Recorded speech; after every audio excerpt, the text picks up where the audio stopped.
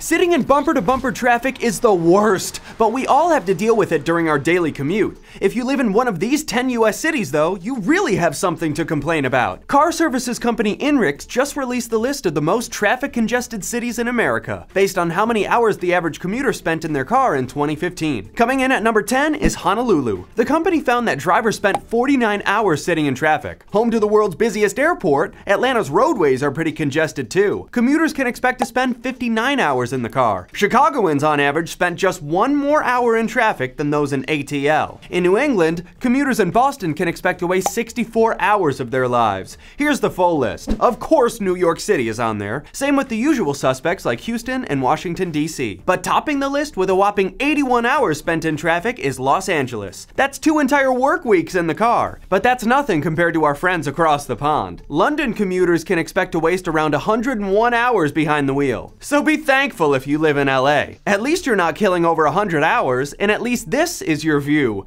I'm Dowling for Buzz 60. Now you know, pass it on.